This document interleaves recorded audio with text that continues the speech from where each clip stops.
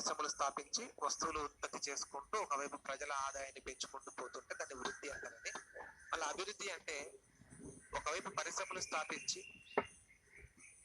లేదా వ్యవసాయ రంగంలో కానీ ఉత్పత్తి పెంచుకుంటూ పోతూ ప్రజల ఆదాయాన్ని పెంచడమే కాకుండా, వృద్ధి అంటేనే అది కదండి, ప్రజల ఆదాయాన్ని పెంచడం అని.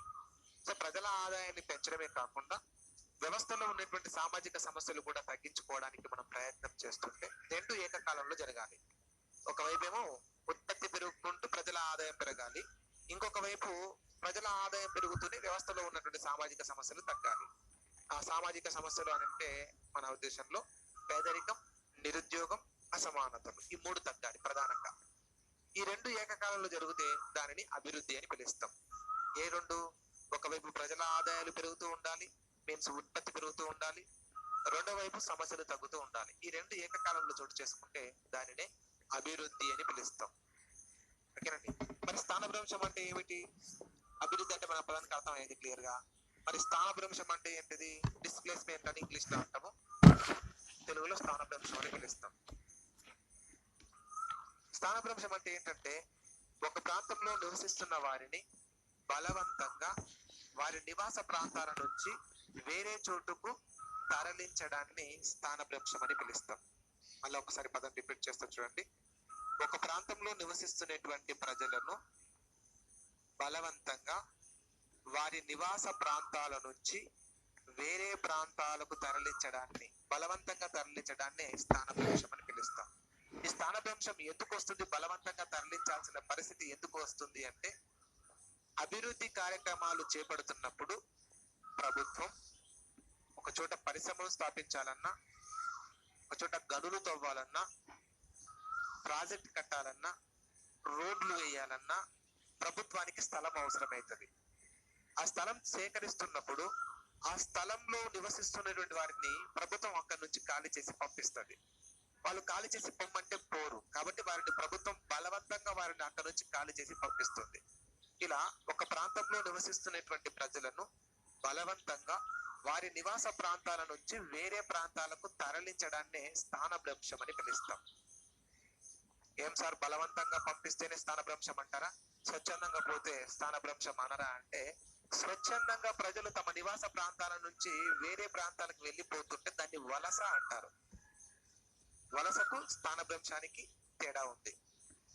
వలసకు స్థానభ్రంశానికి తేడా ఉంది. ఆ తేడాను అర్థం చేసుకోవడం కోసం ఈ రెండు పదాలు వాడుతున్నాం. ఏంటి రెండు పదాలు? బలవంతంగా పంపిస్తే స్థానభ్రంశం, స్వచ్ఛందంగా వెళ్తే వలస.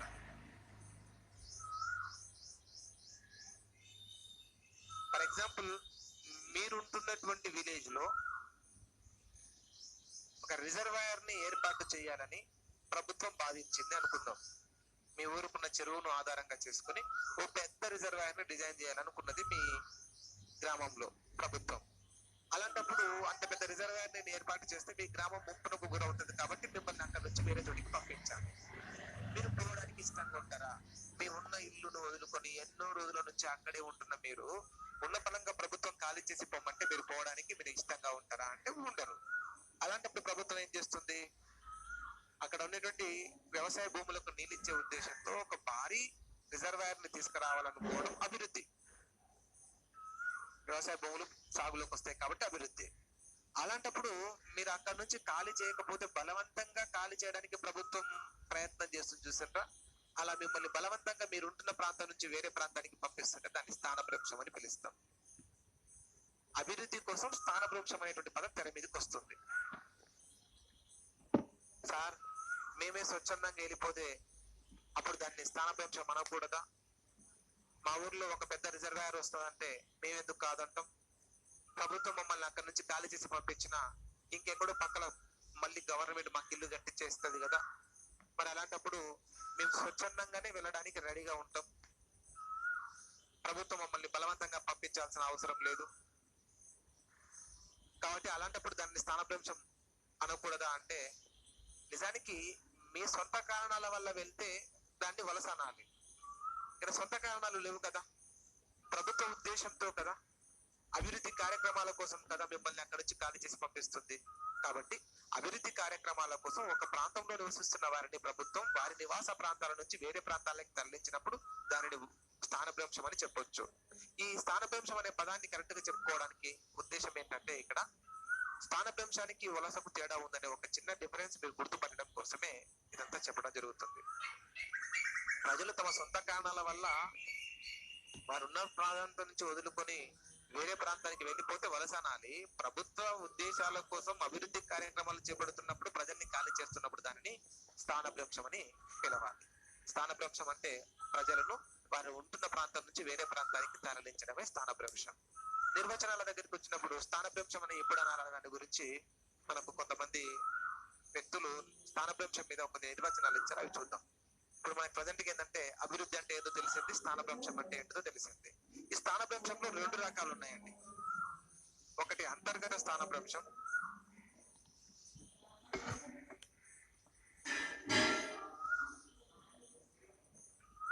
మరొకటి అభివృద్ధి ప్రేరిత స్థానభ్రంశం.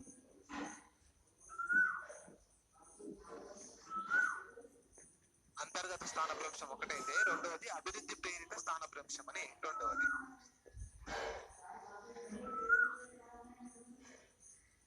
అంతర్గత స్థానభ్రంశం, దీన్ని ఇంగ్లీష్ లో ఇంటర్నల్ డిస్ప్లేస్మెంట్ అని పిలుస్తాం. ఏంటిది ఈ అంతర్గత స్థానభ్రంశం అంటే, దేశ సరిహద్దులు దాటిపోకుండా ఆ దేశం భూభాగంలోనే ప్రజలను ఒక ప్రాంతం నుంచి మరొక ప్రాంతానికి తరలించాల్సి వస్తే దానిని అంతర్గత స్థానభ్రంశం అని పిలుస్తాం.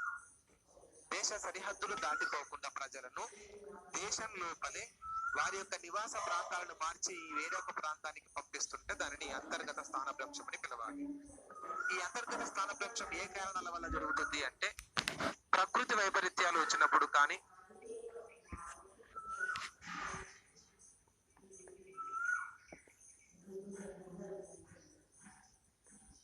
సాయుధ తిరుగుబాట్ల వల్ల కానీ,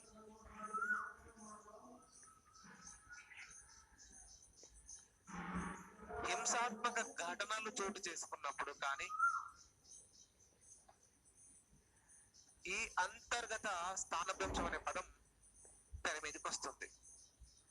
మీకు ఒక మంచి ఉదాహరణ చెప్పాలి అంటే, ప్రకృతి వైపరీత్యాలు, ఫర్ ఎగ్జాంపుల్ తుంగభద్ర నది ఉంది. తుంగభద్ర నదికి ఎప్పుడు నీళ్ళే వస్తలేవు. మన తెలంగాణ ప్రాంతంలో, ఏపీ ప్రాంతం బార్డర్లో 10-15 సంవత్సరాల నుంచి చూస్తున్నాం, చిన్నప్పటి నుంచి చూస్తున్నాం. తుంగభద్ర నదికి నీళ్ళు వచ్చుడే చాలా తక్కువ, అది కూడా కొద్ది ముప్పుతంలో వస్తుందని చెప్పేసి ప్రజలు ఏం చేసిండ్రంటే, తుంగభద్ర పరిసర ప్రాంతాల దగ్గరికి, నది తీర పంచుల వరకు ఇక నిర్మాణ పనులు చేపట్టుకుంటూ, ఇల్లు కట్టుకుంటూ, నివాసం ఏర్పాటు చేసుకుంటూ పోతున్నారు. అనుకోకుండా ఒక రోజు ఏమైంది, భారీ వర్షాల వల్ల తుంగభద్ర నది పోటెత్తింది. దీంతో తుంగభద్ర నదిని ఆనుకుని నివాసం ఉంటున్న వారి ఇళ్ళన్నీ మునిగిపోయినాయి. మళ్ళీ ఒక 4-5 రోజుల్లో మళ్ళీ కిందున్నటువంటి ప్రాజెక్ట్ గేట్లు తెరవడం వల్లనో మొత్తానికైతే మళ్ళీ పరిస్థితి నార్మల్ గా అయ్యింది. అలాగనే ఒక 2 సంవత్సరాల తర్వాత మళ్ళీ రిపీట్ అయింది అనుకోండి. ఇప్పుడు ఆ తుంగభద్ర నది పరిసర ప్రాంతంలో ఎవరైతే ఇల్లు కట్టుకున్నారో అలాంటి వారిని బలవంతంగా ప్రభుత్వం ఏం చేస్తుందంటే, వాళ్ళని ఖాళీ చేయించి వేరే దగ్గరికి పంపిస్తుంది. ఎందుకంటే అక్కడ ప్రకృతి వైపరీత్యాలు చోటు చేసుకుంటున్నాయి కాబట్టి. 2009లో మీరు చూసే ఉంటారు, తుంగభద్ర నది విపరీతంగా ఫ్లోట్ ఎత్తడం ఎప్పుడూ లేదు. మనం చిన్నప్పటి నుంచి చూసినప్పుడు ఎప్పుడూ లేదు. మొదటిసారిగా 2009లో భారీ వరదలు వచ్చి కర్నూలు సగం మునిగిపోయింది. కర్నూలు పక్కన ఉంటుంది తుంగభద్ర నది, సగం మునిగిపోయింది. అంచు ప్రాంతం అంతా ఇంటెత్తు లోపలికి నీళ్ళు వచ్చేసినాయి. మరి అలాంటప్పుడు అక్కడ నివాసం ఉంటున్న వారిని ఖచ్చితంగా అక్కడ నుంచి ఖాళీ చేసి పంపించాల్సిందే కదా. అలా పంపించడాన్ని ఏమంటారంటే అంతర్గత స్థానభ్రంశం అని పిలుస్తాం, ప్రకృతి వైపరీత్యాలు చోటు చేసుకుంటున్నప్పుడు. లేదా సాయుధ తిరుగుబాట్లు జరుగుతున్నాయి అనుకోండి. ఫర్ ఎగ్జాంపుల్ అస్సాంలో బోడో సెక్యూరిస్టులు అని చెప్పేసి కొంతమంది తిరుగుబాటు చేశారు. ఆ ప్రాంతంలో పెత్తనం వహిస్తున్నటువంటి రాజరికపు వ్యవస్థ పైన కొంతమంది తిరుగుబాటు చేశారు. ఆ తిరుగుబాటు ఫలితంగా జనజీవనం కొంత అస్తవ్యస్తమైంది. ఆ తిరుగుబాట్లను అణచివేత క్రమంలో అక్కడ నివాసం ఉంటున్నటువంటి ప్రజలకు కొన్ని ఇబ్బందులు ఉంటాయన్న ఉద్దేశంతో ప్రభుత్వము ఆ బోడో సెక్యూరిస్టులను నాశనం చేసినటువంటి క్రమంలో ఆ ప్రాంతంలో నివసిస్తున్నటువంటి వారిని వేరే ప్రాంతాలకు తరలించే ప్రయత్నం చేస్తారు. సాయుధ తిరుగుబాట్లు అవన్నీ కూడా. ఫర్ ఎగ్జాంపుల్ నక్సల్ ఏరియా ఉందండి, నక్సల్స్ ఏరియా ఉందనుకోండి. ఎప్పుడు నక్సల్స్ ఏరియాలో ఒకటే కాల్పులు జరుగుతూ ఉన్నాయి. పోలీసులకు నక్సల్స్ కు మధ్య ఎప్పుడు ఒక ఘర్షణ ఏర్పడుతుంది. కానీ ఆ ప్రాంతంలో అది ఒక ఏమంటారు నక్సల్స్ స్పాట్ ఏరియా అని అనుకుందాం. ఆ ప్రాంతంలో ఒక తెగ జాతి ప్రజలు నివసిస్తున్నారు అనుకుందాం. నక్సల్స్ ని ఏరివేత కార్యక్రమంలో భాగంగా మీన్స్ వాళ్ళని లేకుండా చేయాలన్న ఉద్దేశంతో కేంద్ర ప్రభుత్వం కానీ రాష్ట్ర ప్రభుత్వం కానీ వారి మీద యాంటీగా ఫైట్ చేస్తున్న క్రమంలో ఆ తెగ జాతి ప్రజలకు కూడా బుల్లెట్ తగిలి చనిపోతున్నారు అనుకోండి, అది నిత్యకృతం అయింది అనుకోండి, అప్పుడు అక్కడ ఆ ప్రాంతంలో నివసిస్తున్నటువంటి వారిని ఆ తెగలని అక్కడ నుంచి ఖాళీ చేసి వేరే ప్రాంతానికి పంపించాలి. సో అలాంటిది కూడా స్థానభ్రంశం కిందికే వస్తుంది. అక్కడ అభివృద్ధి ఏం లేదు. అక్కడ నక్సల్స్ ఏరియాలో నివాసం ఉంటున్న తెగని వారి ప్రాంతం నుంచి ఖాళీ చేసి పంపిస్తుంటే అక్కడ అభివృద్ధి ఏం లేదు.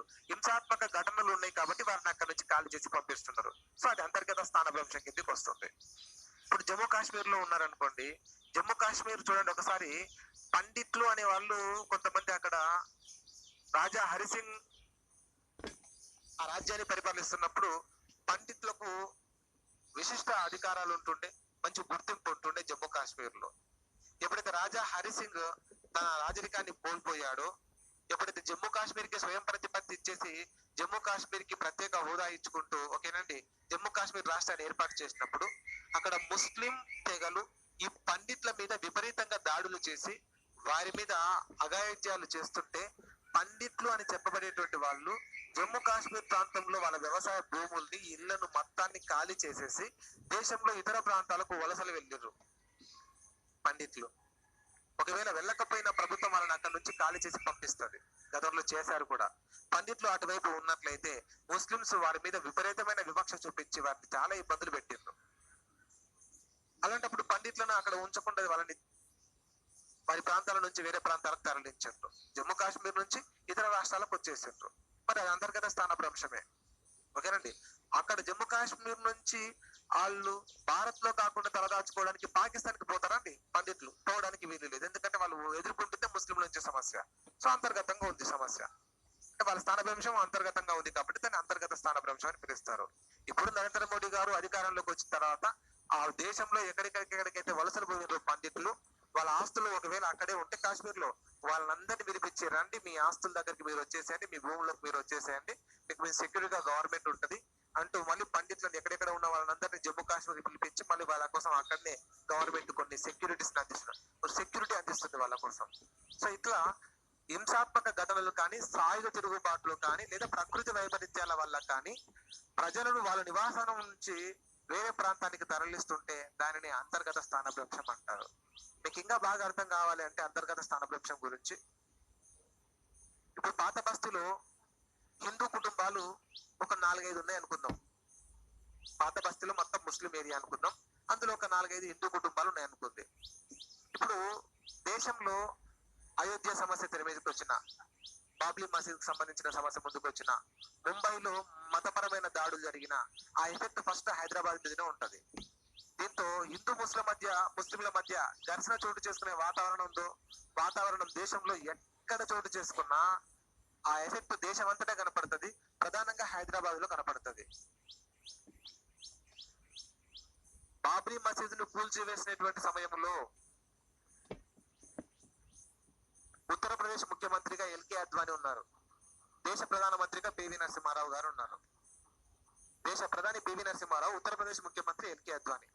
వీళ్ళ పరిపాలన కాలంలో హిందువులు పెద్ద మొత్తంలో ర్యాలీ చేసుకుంటూ ధర్నా చేసుకుంటూ ఆ బాబ్రీ మసీద్ వైపు, ఆ రామ మందిరం వైపు ప్రయాణం చేస్తున్నప్పుడు, వాళ్ళ ర్యాలీ కొనసాగుతున్నప్పుడు లోకల్ గవర్నమెంట్ ఎల్కే అద్వానీ దాన్ని ఆపాలి. బీజేపీకి సంబంధించిన వ్యక్తి అతను, శాంతి భద్రతలు రాష్ట్ర సమస్య కాబట్టి శాంతి భద్రతల సమస్య తలెత్తుతుందని ఆలోచన వచ్చినప్పుడు ఖచ్చితంగా ఎల్కే అద్వానీ గారు అటువైపు వెళ్తున్నటువంటి ర్యాలీని ఖచ్చితంగా ఆపాలి, ఆ అల్లరి మూకలను ఆపాలి. ఆపకపోవడం వల్ల వాళ్ళు వెళ్ళేసి బాబ్రీ మసీద్ కూల్చివేతకు కారణమయ్యారు. ఈ బాబ్రీ మసీద్ కూల్చివేసిందే పివి నరసింహారావు గారు, ఆయన కాలంలోనే జరిగిందని చెప్పేసి పివి నరసింహారావు గారి మీద విపరీతమైనటువంటి విమర్శలు రావడం జరిగింది. కానీ దానికి కారకులు ఎవరు? దాన్ని ఆపాల్సిన బాధ్యత రాష్ట్ర ప్రభుత్వానికి ఉండగా ఆపకపోవడమే రాష్ట్ర ప్రభుత్వం యొక్క బాధ్యత. సరే, మొత్తంగా ఆ సంఘటన చోటు చేసుకున్న తర్వాత ముంబైలో కానీ హైదరాబాద్ లో కానీ విపరీతమైన అల్లర్లు. ముస్లింలకు సంబంధించిన బాబ్రీ మసీద్ ను కూల్చేసిన తర్వాత హిందువుల దేవాలయాల మీద దాడులు ఎందుకు జరగవు? హిందువుల మీద దాడులు ఎందుకు జరగవు? ఖచ్చితంగా జరుగుతాయి. విపరీతమైనటువంటి దాడులు మనము 1994 94 ఆ టైంలో చూస్తాం, 93, 94 ఆ టైంలో చూస్తాం. మరి అలాంటప్పుడు హైదరాబాద్ లో పాత బస్తీలో ఉండేటువంటి 2-3 హిందూ కుటుంబాల మీద చుట్టుపక్కల ఉన్న వాళ్ళు ముస్లింస్ అందరూ వచ్చేసి దాడి చేయడం అనేది సహజంగానే జరుగుతుంది. అలాంటప్పుడు ప్రభుత్వం ఏం చేయాలి? ముస్లిం ఏరియాలో ఎక్కువ మంది ముస్లింస్ ఉన్నప్పుడు, ఒక 4-5 కుటుంబాలే హిందూ కుటుంబాలు ఉన్నప్పుడు అది ఎప్పటికైనా వాళ్ళకు ప్రమాదమే. కాబట్టి వాళ్ళు పోకపోయినా ఆ ఏరియా నుంచి ఆ హిందూ కుటుంబాలను అక్కడి నుంచి వేరే ప్రాంతానికి తరలించాలి. దేశంలో ఎక్కడైనా మతపరమైన విద్రోహాలు చోటు చేసుకున్నప్పుడు, ఘర్షణలు చోటు చేసుకున్నప్పుడు వీళ్ళకి కూడా ఒక ఎఫెక్టే ఉంటది. కాబట్టి వాళ్ళు పోను అని అన్నా కూడా ప్రభుత్వం వారిని బలవంతంగా అక్కడి నుంచి ఖాళీ చేసి పంపించాలి. సో దాన్ని అంతర్గత స్థానభ్రంశం అని పిలుస్తాం. అంతర్గత స్థానభ్రంశం అంటే దీంట్లో అభివృద్ధి ఏమీ లేదు, కానీ జస్ట్ ఓన్లీ ప్రకృతి వైపరీత్యాలు, సాయుధ తిరుగుబాట్లు, హింసాత్మక ఘటనలు చోటు చేసుకున్నప్పుడు ఈ అంతర్గత స్థానభ్రంశం అనేటువంటిది తెర మీదకి వస్తుంది. మీరు గుర్తుపట్టాలి. ఎగ్జామ్ లో ఇంతే, ఇవే ప్రశ్నలు, ఇంకా వేరే ఏమి లేవు. దీనిలో సబ్జెక్ట్ ఏమీ లేదు, జస్ట్ ఉన్నటువంటి అంతా కూడా సింపుల్ గానే ఉంటుంది. మనం గుర్తుపట్టగాలి అంతర్గత స్థానభ్రంశానికి అభివృద్ధి ప్రేరిత స్థానభ్రంశానికి తేడా ఏంటి అనేది. అసలు స్థానభ్రంశానికి వలసకు తేడా ఏంటని గుర్తుపట్టాలి. స్వచ్ఛందంగా వెళ్తే వలస, బలవంతంగా పంపిస్తే స్థానభ్రంశం. బలవంతంగా పంపిస్తున్నప్పుడు కూడా అందులో 2 ఉద్దేశాలు ఉన్నాయి. ప్రకృతి వైపరీత్యాలు, సాయుధ తిరుగుబాట్లు, హింసాత్మక ఘటనల వల్ల ఒక ప్రాంతంలో నివసిస్తున్నటువంటి వారిని వారి ప్రాంతాల నుంచి వేరే ప్రాంతాల వారికి బలవంతంగా పంపిస్తుంటే దాన్ని అభివృద్ధి ప్రేరిత స్థానభ్రంశం అనకూడదు. అప్పుడు అంతర్గత స్థానభ్రంశం అనే పదంతోనే సూచించాలి. మళ్ళీ అభివృద్ధి ప్రేరిత స్థానభ్రంశము అంటే ఏంటిదంటే, ప్రభుత్వం చేపట్టే అభివృద్ధి కార్యక్రమాల కోసం, అంటే ప్రాజెక్టు కట్టడం అభివృద్ధి, పరిశ్రమలు స్థాపించడం అభివృద్ధి, కాలువలు తవ్వడం అభివృద్ధి, రోడ్లు వేయడం అభివృద్ధి, విద్యా ఆరోగ్య సంస్థలను ఏర్పాటు చేయడం అభివృద్ధి, ప్రభుత్వ భవనాలను ఏర్పాటు చేయడం అభివృద్ధి, పేదలకు ఇల్లు నిర్మించడం అభివృద్ధి. ఇట్లాంటి అభివృద్ధి కార్యక్రమాల కోసం ప్రజలని వారి నివాస ప్రాంతం నుంచి వేరే ప్రాంతానికి తరలిస్తే అప్పుడు దానిని అభివృద్ధి ప్రేరిత స్థానభ్రంశం అని పిలుస్తారు. సో ఈ రెండింటికి డిఫరెన్స్, అంతర్గత స్థానభ్రంశానికి అభివృద్ధి ప్రేరిత స్థానభ్రంశానికి మధ్య గల తేడా అదే. సో ఈ చాప్టర్ ని మీరు వింటేనే ఈ చాప్టర్ లో ఉన్నటువంటి డైమెన్షన్స్ మీకు అర్థమైతాయి. వినకుండా ఓన్లీ చదువుకోవడానికి ట్రై చేస్తున్నప్పుడు ఈ చాప్టర్ లో ఉన్నటువంటి ప్రత్యేకతలు మనకు అర్థం కావు. ఖచ్చితంగా వినాలి. ఒకసారి వినడం కన్నా ముందు చదువుకోవాలి మీరు సొంతంగా, చాలా బాగుంటుంది. ఇంకా మీకు తొందరగా అర్థమవుతుంది సిలబస్. చదువుకొని సొంతంగా అర్థం చేసుకోవడానికి ట్రై చేయండి. ఎలాగో మీ దగ్గర నోట్ బుక్స్ వచ్చినాయి కాబట్టి సొంతంగా చదువుకొని అర్థం చేసుకోవడానికి ట్రై చేయండి. అర్థం కానిప్పుడు నేను ఎక్స్ప్లెయిన్ చేసినప్పుడు ఈజీగా అర్థమవుతుంది. ఇక్కడ ఎక్కడెక్కడ డైమెన్షన్స్ ఉన్నాయి, ఏమేమి గుర్తు పెట్టుకోవాలి ఎగ్జామ్ పాయింట్ ఆఫ్ వ్యూ అనేది మనకి ఈజీగా అర్థమవుతుంది. సో ఈ చాప్టర్ లో మనకు పెద్దగా ఎకానమీ లాంటి పదాలు, ఇంట్రెస్టింగ్ వర్డ్స్ ఏమి ఉండవు. జస్ట్ సింపుల్ వర్డ్స్ తోనే ఈ చాప్టర్ ముగుస్తుంది. మీరు ఒకసారి ముందుగానే చదివి పెట్టుకోవడం అనేది మీకు చాలా బాగా ఉపయోగపడుతుంది. గ్రూప్ 3 నోటిఫికేషన్ వస్తే ఈ చాప్టర్ కూడా అందులో ఉన్నది. గ్రూప్ 3 నోటిఫికేషన్ లో మొత్తం గ్రూప్ 2 సిలబస్ అంతా ఉంటుంది. ఒక పేపర్ 4 తప్ప, మూమెంట్ తప్ప paper 1, paper 2, paper 3 as it is గా ఉన్నాయి గ్రూప్ 3 సిలబస్ లో 450 మార్కులకు. అప్పుడు ఈ చాప్టర్ కూడా ఉంటుంది కాబట్టి మీకు బాగా ఉపయోగపడుతుంది. సో అందుకే ఒకసారి మీరు చదువుకొని ఉండండి. రైట్. ఇవి మరి భారతదేశంలో స్థానభ్రంశంలో అంతర్గత స్థానభ్రంశం అధికమా, అభివృద్ధి ప్రేరిత స్థానభ్రంశం అధికమా అంటే, స్థానభ్రంశానికి గురవుతున్న వారిలో అభివృద్ధి ప్రేరిత స్థానభ్రంశం పేరుతో స్థానభ్రంశానికి గురవుతున్న వాళ్ళే ఎక్కువ. సో ఈ విషయం కూడా గుర్తుపెట్టుకోవాలి. ఇందులో మరి స్థానభ్రంశం అంటే ఎప్పుడు స్థానభ్రంశం అనాలి అనే అంశం మీద కొంతమంది వ్యక్తులు కొన్ని నిర్వచనాలు ఇవ్వడం జరిగింది. ఆ నిర్వచనాలు ఎవరెవరు చెప్పారు, ఏమేమి ఉంది అందులో ఉద్దేశం, నిర్వచనాల గురించి మాట్లాడుకుంటే స్థానభ్రంశం అనే పదాన్ని ఇంకా స్పష్టంగా అర్థం చేసుకోవచ్చు. ఏంటి ఇప్పుడు మీకు మీ దృష్టిలో కేవలం ఒక ఫ్యామిలీని మాత్రమే పంపించినప్పుడు స్థానభ్రంశం అనొచ్చా? చెప్పండి చూద్దాం.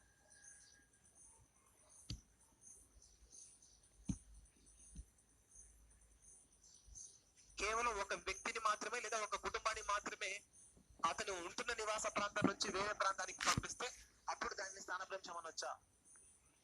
అంటున్నారు. కానీ గుర్తుపెట్టుకోండి, ఒక వ్యక్తిని పంపించిన, ఒక సమూహాన్ని పంపించిన, లేదా ఒక గ్రామాన్ని ఖాళీ చేయించిన దాని స్థానభ్రంశం అని పిలవాలి. వ్యక్తులను కానీ సమూహాలను కానీ ఒక ప్రాంతం నుంచి వేరే ప్రాంతానికి బలవంతంగా తరలిస్తున్నప్పుడు స్థానభ్రంశం అనొచ్చు. సో మనకు తెలియదు కాబట్టి మనం దాన్ని గుర్తుపెట్టుకోవాలి. ఒక వ్యక్తిని పంపించిన స్థానభ్రంశమే, అది ఒక కుటుంబాన్ని పంపించిన స్థానభ్రంశమే, ఒక సమూహాన్ని పంపించిన స్థానభ్రంశమే. బలవంతంగా పంపించాలి. అది కూడా ఆర్థిక అభివృద్ధి ఉద్దేశంతో కానీ, లేకపోతే ప్రకృతి వైపరీత్యాలు లేదా ఇతరత్ర సాయుధ తిరుగుబాట్ల వల్ల కానీ. ఇప్పుడు సాయుధ తిరుగుబాటులో చెప్పుకున్నాం కదా, ఒక ఫ్యామిలీ 2-3 ఫ్యామిలీలను కూడా పంపిస్తే దాన్ని స్థానభ్రంశం అంటారని, అది అంతర్గత స్థానభ్రంశం అంటారని. ఇక్కడ అభివృద్ధి ప్రేరిత స్థానభ్రంశం అని. సో స్థానభ్రంశంలో ఒకరిని పంపించవచ్చు, ఒక కుటుంబాన్ని పంపించవచ్చు, ఒక కొంత సమూహాన్ని కూడా పంపించవచ్చు బలవంతంగా వారి నివాస ప్రాంతాల నుంచి. సో మనకు తెలియాలి కాబట్టి, ఇలాంటి డైమెన్షన్స్ తెలవాలి కాబట్టి నిర్వచనాలు చూస్తే తెలుస్తుంది. అందులో ఫస్ట్ నిర్వచనం మైకేల్ సెర్నియో అనేటువంటి వ్యక్తి, మైకేల్ సెర్నియో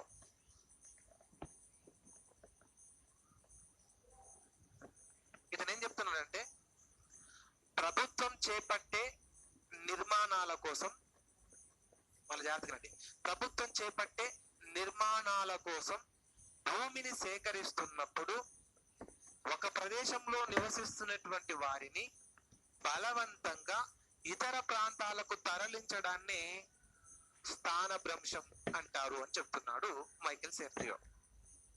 ఆయన చెప్పే పదంలో పెద్ద కొత్తదనం ఏంటో ఏం లేదు.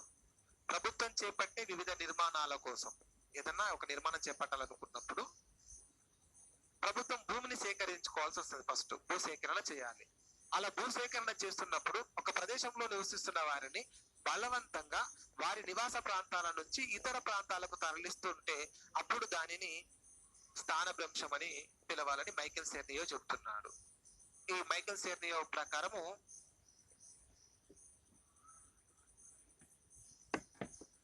ప్రభుత్వం చేపట్టే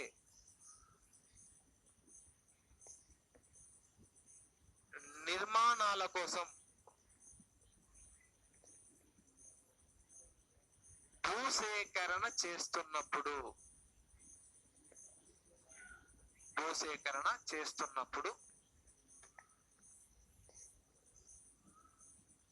ఒక ప్రాంతంలో లేదా ఒక ప్రదేశంలో నివసిస్తున్న వారిని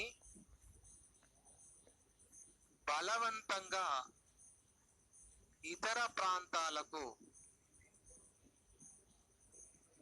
తరలించడాన్ని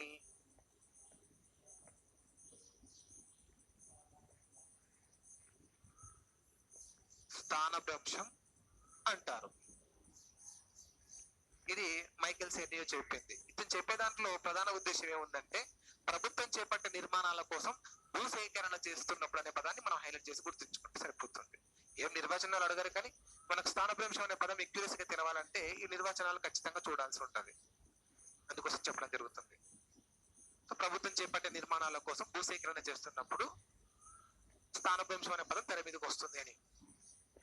తర్వాత నెక్స్ట్ చిమ్నీ, బిఎస్ చిమ్నీ అనేటువంటి వ్యక్తి చెప్తున్నాడు.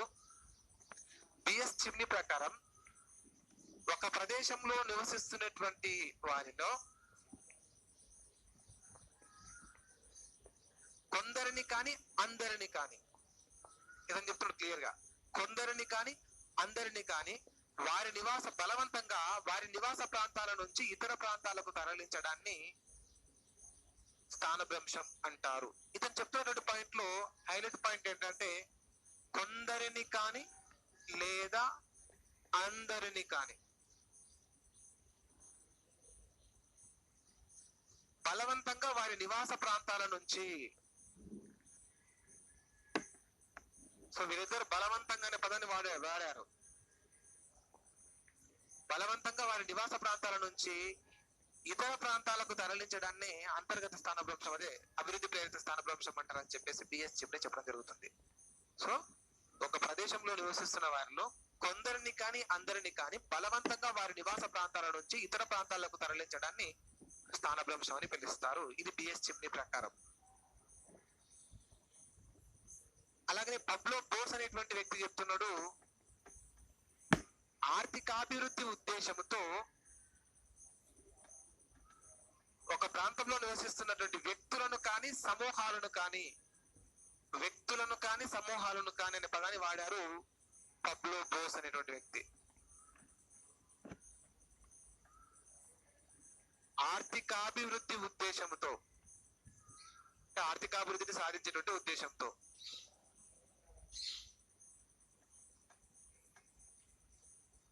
కొందరిని లేదా అందరిని వారి నివాస ప్రాంతాల నుంచి ఇతర ప్రాంతాలకు తరలించడాన్ని స్థానభ్రంశం అని చెప్పాలి అని చెప్పింది పబ్లో బోస్. సో మనం ఇక్కడ హైలైట్ పాయింట్ ఏం లేదండి, ఒకరిని పంపించినా అందరిని పంపించినా దాని స్థానభ్రంశం అంటారు. అది గుర్తు పెట్టుకోవడానికి ఇదంతా. మరి నేను చెప్తే అయినారు కదా, వాళ్ళు చెప్పిందంటే మీరు వింటారు మళ్ళా. సో అందుకోసం అని చెప్తున్నా. ఇందులో ఉన్నటువంటి డైమెన్షన్స్ గుర్తించండి, మీరు అంత తేడా గుర్తుపట్టండి చాలా, అంతే. ఇవన్నీ మీరు బట్టి పట్టాల్సిన అవసరం లేదు. స్థానభ్రంశం అని ఎప్పుడు అంటారు? ఒకరిని పంపించిన స్థానభ్రంశం అంటారు, అందరిని పంపించిన స్థానభ్రంశమే అంటారు, బలవంతంగా పంపించిన స్థానభ్రంశమే అంటారు, స్వచ్ఛందంగా పోతే మాత్రమే వలస. అయితే వాల్టర్ ఫెర్నాండెజ్ అనేటువంటి వ్యక్తి చెప్పినటువంటి ఒకసారి నిర్వచనం చూస్తే ఇతనేం చెప్తున్నాడంటే, ప్రకృతి వైపరీత్యాల వల్ల కానీ ఆర్థిక సాంకేతిక పరిస్థితులలో కానీ ఒక ప్రాంతం నుంచి మరొక ప్రాంతానికి స్వచ్ఛందంగా కానీ బలవంతంగా కానీ తరలిస్తున్నప్పుడు దానిని స్థానభ్రంశం అనాలి. సో ఈయన చెప్పిన పాయింట్ లో ఒక కొత్తదనం ఉంది, చూడండి జాగ్రత్తగా. ఇంతకుముందుకేమో ఒకరిని పంపించినా, అందరిని పంపించినా, లేదా వ్యక్తులను పంపించినా, సమూహాన్ని పంపించినా, లేదా ఆర్థికాభివృద్ధి ఉద్దేశంతో ప్రజల్ని వారి నివాస ప్రాంతాల నుంచి తరలిస్తున్న పదాలు చూసాం ఇప్పటిదాకా. కొందరిని, అందరిని, వ్యక్తుల్ని, సమూహాన్ని చూసాం. కానీ వాల్టర్ ఫెర్నాండెజ్ చెప్తున్నటువంటి దాంట్లో ఏముంది చూడండి, ప్రకృతి వైపరీత్యాల వల్ల కానీ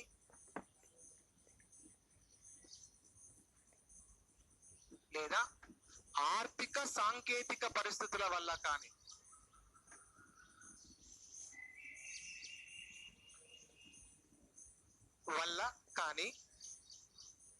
ఒక ప్రాంతం నుంచి మరొక ప్రాంతానికి,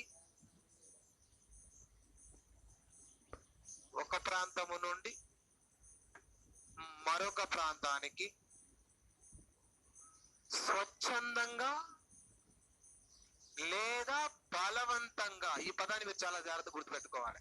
ఇక్కడ స్వచ్ఛందంగా వెళ్ళినా కూడా స్థానభ్రంశమే అనాలి అని అంటున్నాడు వాల్టర్ ఫెర్నాండెజ్. మళ్ళీ మీరు ఇంత ముందుకు చెప్పినప్పుడు స్వచ్ఛందంగా వెళ్తే వలస అన్నారు కదా, మళ్ళీ ఇప్పుడు ఈయనేం సార్ అట్లా అంటున్నాడు, వలస అనకుండా మళ్ళీ స్థానభ్రంశం అంటున్నారు, ఏం తేడా అంటే, ఈయన స్వచ్ఛందంగా వెళ్తే అని ఆ పదాన్ని వాడినప్పుడు అంతకన్నా ముందు ప్రకృతి వైపరీత్యాలు లేదా ఆర్థిక సాంకేతిక పరిస్థితుల వల్ల, అంటే సొంత కారణాల వల్ల కాదు.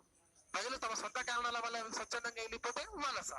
కానీ ప్రకృతి వైపరీత్యాల వల్ల కానీ ఆర్థిక సాంకేతిక పరిస్థితుల వల్ల కానీ ప్రజలు స్వచ్ఛందంగా వెళ్ళిపోతుంటే అప్పుడు దానిని స్థానభ్రంశం అని పిలవాలి.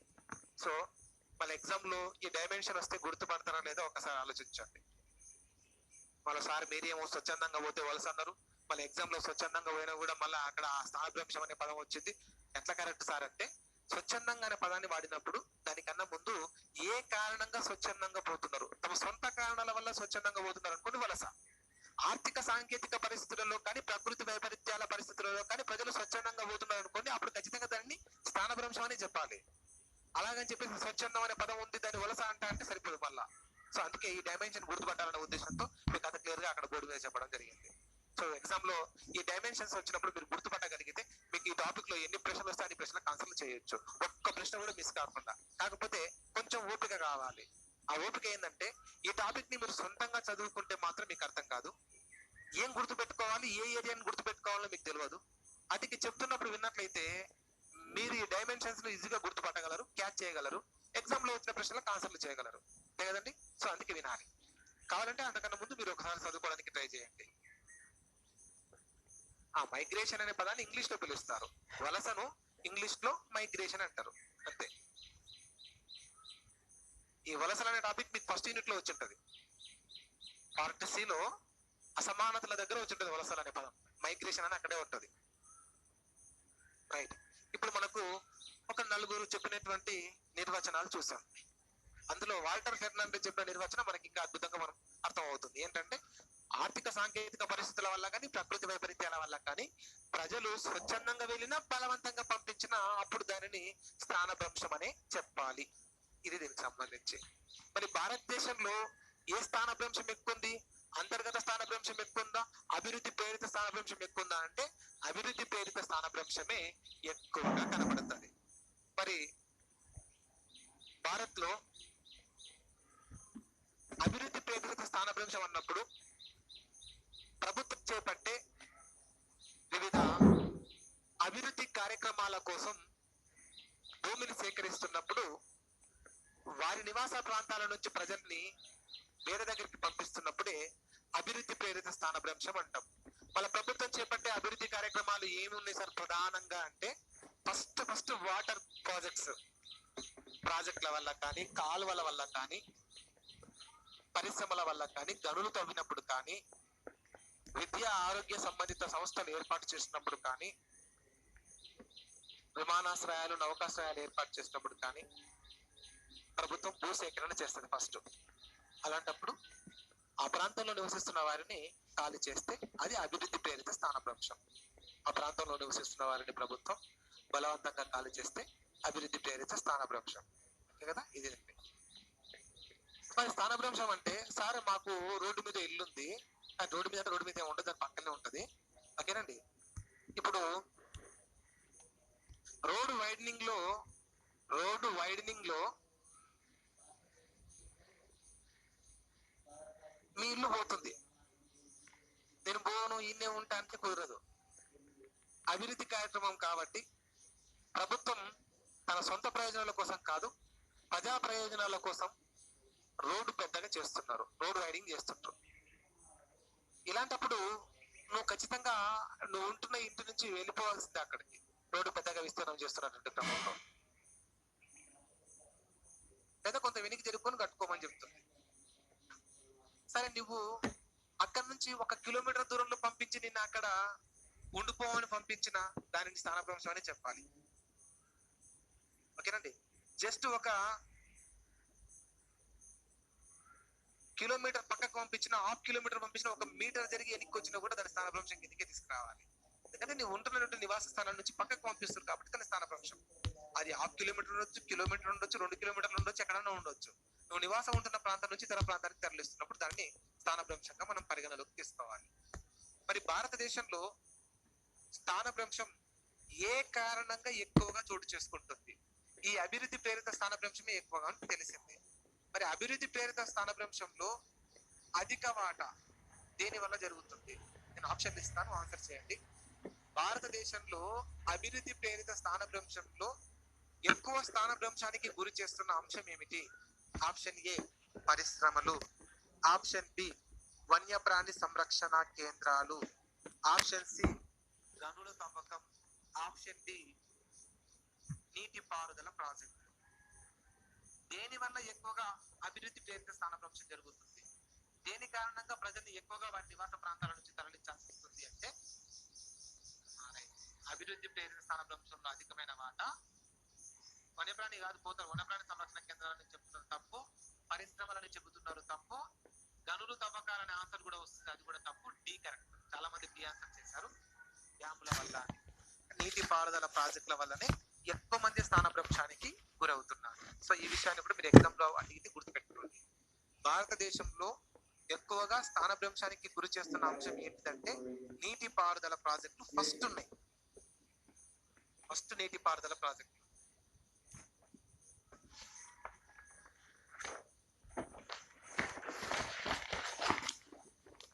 అయితే రెండవ అంశం ఏంటంటే గనులు త్రవ్వకాలు. మనం ఇది గుర్తుపట్టాం, రెండవ అంశాన్ని గుర్తుపట్టాం, కానీ మీరు గుర్తించాల్సిన అంశం ఏంటంటే గనులు త్రవ్వకాలు. మూడవది పరిశ్రమలు, నాలుగవది వన్యప్రాణి సంరక్షణ కేంద్రాలు,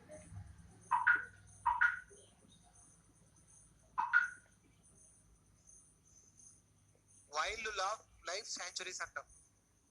వన్యప్రాణి సంరక్షణ కేంద్రాలు అండ్ జాతీయ పార్కులు, నేషనల్ పార్క్స్ అంటారు, జాతీయ పార్క్.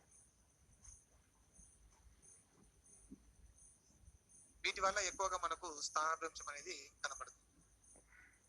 ఒకవేళ ఎగ్జామ్ లో ప్రశ్న అడిగినప్పుడు వరుస క్రమం అడిగినా కూడా వీటిని జిగ్జాగ్ లో ఉంచినా మనం కరెక్ట్ ఆర్డర్ ని గుర్తుపెట్టుకునే విధంగా ఉంటే చాలు. జిగ్జాగ్ లో అడిగినా కూడా వరుసగా గుర్తుపెట్టుకునేటువంటి ప్రయత్నం చేద్దాం. ఫస్ట్ నీటి పారుదల ప్రాజెక్టుల వల్ల స్థానభ్రంశం ఎక్కువ జరుగుతుంది. తర్వాత గనులు త్రవ్వకాల ద్వారా ఎక్కువ స్థానభ్రంశం జరుగుతుంది. పరిశ్రమల ద్వారా, ఆ తర్వాత వన్యప్రాణి సంరక్షణ కేంద్రాల ద్వారా ఎక్కువగా స్థానభ్రంశం జరుగుతుంది. మనం ఒక్కొక్క పాయింట్ ని హెడ్డింగ్ గా తీసుకుని మనం అసలు ఏంటి దాని పరిస్థితి, నీటి పారుదల పరిస్థితులు ఎలా ఉన్నాయి, దీనివల్ల ఎందుకు స్థానభ్రంశం జరుగుతుంది, వివరాలు చూద్దాం.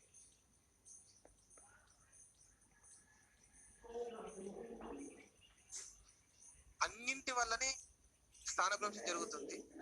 గత 50 సంవత్సరాల కాలంలో 50 మిలియన్ల మంది స్థానభ్రంశానికి గురవుతున్నారు. గత 50 సంవత్సరాల కాలంలో 50 మిలియన్ల మంది స్థానభ్రంశానికి గురయ్యారు అంటే సంవత్సరానికి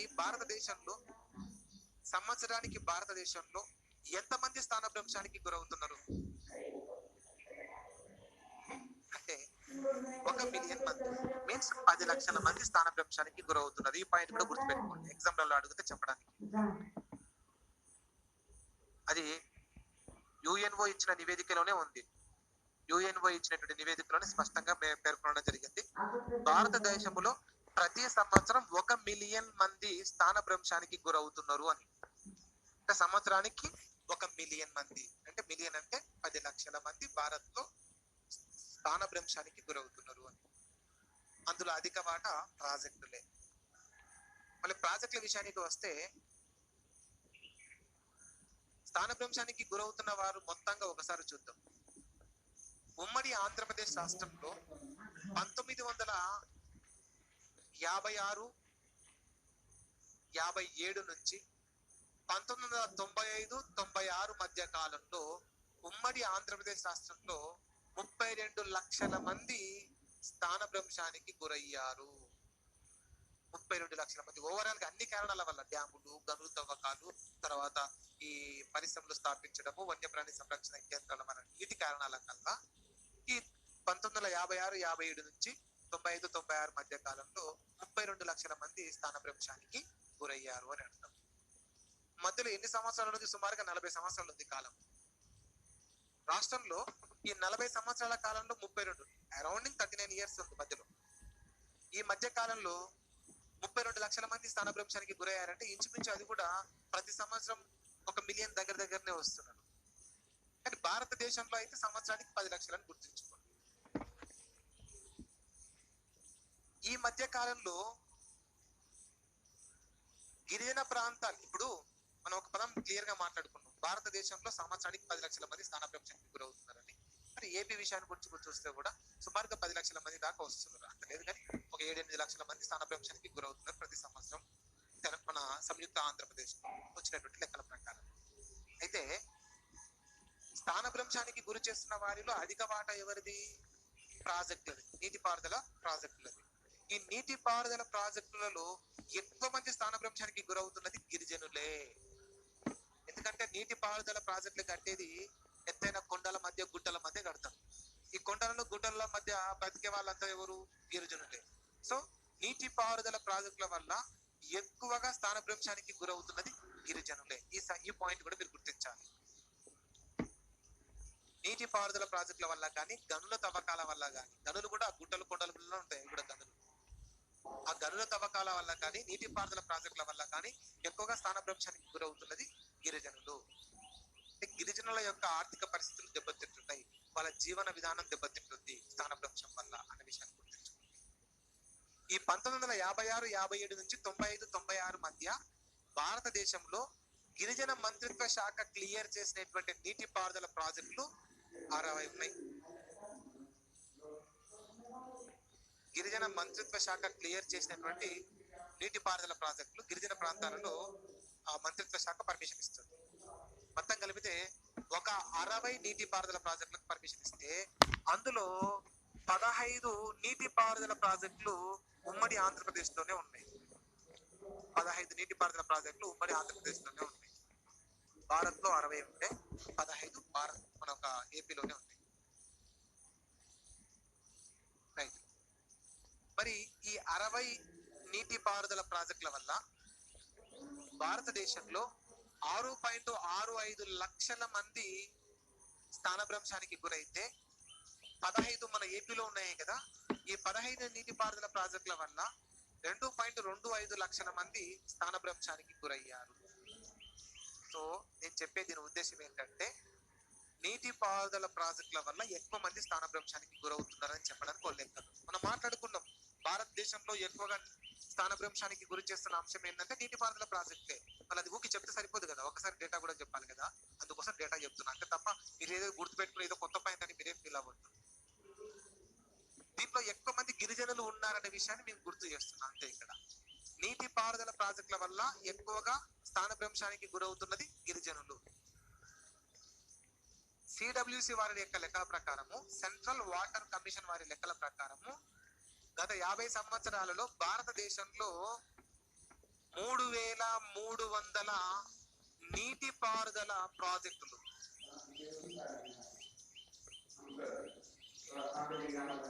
ఏర్పాటు చేయడం జరిగింది. ఇవేమో కేవలం గిరిజన ప్రాంతాలలో ఏర్పాటు చేసిన నీటిపారుదల ప్రాజెక్టులు, ఈ 60 భారతదేశంలో, 15 ఏపీలో.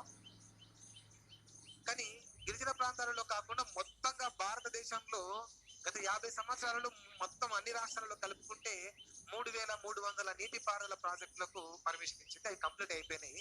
ఇంకొక 1000 నీటిపారుదల ప్రాజెక్టులు నిర్మాణంలో ఉన్నాయి. అంటే నీటిపారుదల ప్రాజెక్టులు భయంకరంగా ఏర్పాటు చేయడం జరుగుతుంది అనే దీని ఉద్దేశం. మరి దీనివల్ల ఏమవుతుంది అంటే, నీటిపారుదల ప్రాజెక్టుల వల్ల అక్కడ నివాసం ఉంటున్న వారిని స్థానభ్రంశానికి గురి చేయాల్సి వస్తుంది. కావున ఈ కారణంగానే భారతదేశంలో స్థానభ్రంశంలో అధిక వాటా నీటిపారుదల సౌకర్యాలకు సంబంధించినటువంటి ప్రాజెక్టులు అధిక వాటా. ఇందులో ఎక్కువగా స్థానభ్రంశానికి గురవుతున్నది గిరిజనులే. అలా గిరిజనులను ఎక్కువగా స్థానభ్రంశానికి గురి చేసినటువంటి ప్రాజెక్టులు ఏంటి, వాటి వివరాలు ఏంటో కూడా చూద్దాం. నేను ఓన్లీ ఒక మాటగా చెప్తే సరిపోదు. భారతదేశంలో ఎక్కువగా స్థానభ్రంశానికి గురి చేస్తున్నటువంటి అంశం నీటిపారుదల ప్రాజెక్టులు అని. అది చెప్పాలంటే వాటి పరిస్థితి ఎంత ఉందో చూడాలి కాబట్టి చెప్పిన. మరి భారతదేశంలో నీటిపారుదల ప్రాజెక్టుల ద్వారా ఎక్కువగా స్థానభ్రంశానికి గురవుతున్నది ఎవరు అంటే మళ్ళీ గిరిజనులే. మళ్ళీ దానికి ఒక డేటా కావాలి కాబట్టి ఆ డేటా గురించి ఒకసారి చూద్దాం. ఇప్పుడు సర్దార్ సరోవర్ ప్రాజెక్ట్ అని ఒకటి ఉందండి. సర్దార్ సరోవర్ ప్రాజెక్ట్ ఇది ఎక్కడ ఉంది సార్ అంటే గుజరాత్ లో ఉంది. దీనివల్ల సుమారుగా 2 లక్షల మంది స్థానభ్రంశానికి గురైతే అందులో 57% మంది గిరిజనులు ఉన్నారు.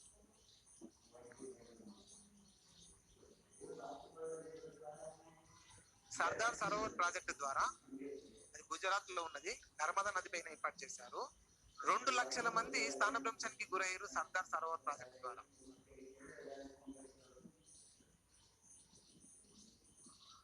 ఆ 2 లక్షల మందిలో 57% మంది గిరిజనులే ఉన్నారు. అంటే గిరిజనుల వాటా చాలా ఎక్కువగా ఉంది అంటాం. తర్వాత నెక్స్ట్ పోలవరం డ్యామ్. పోలవరం ఇది ఏపీలో ఉంది. దీని ద్వారా 1.5 మంది 1.5 లక్షల మంది స్థానభ్రంశానికి గురైతే అందులో 52.4% మంది మళ్ళీ గిరిజనులే. తర్వాత బోంగు డ్యామ్ అనేది హిమాచల్ ప్రదేశ్ లో ఉన్నది. ఈ బోంగు డ్యామ్ ద్వారా 80,000 మంది స్థానభ్రంశానికి గురైతే ఆ 80,000 మందిలో 56% మంది మళ్ళీ గిరిజనులే. సో నేను చెప్పే ఉద్దేశం ఏంటి సార్ అంటే, ఇక్కడ స్థానభ్రంశంలో అధిక వాటా గిరిజనులది ఉంటుంది అని. తర్వాత నెక్స్ట్ కోయిల్కరో డ్యామ్ అని,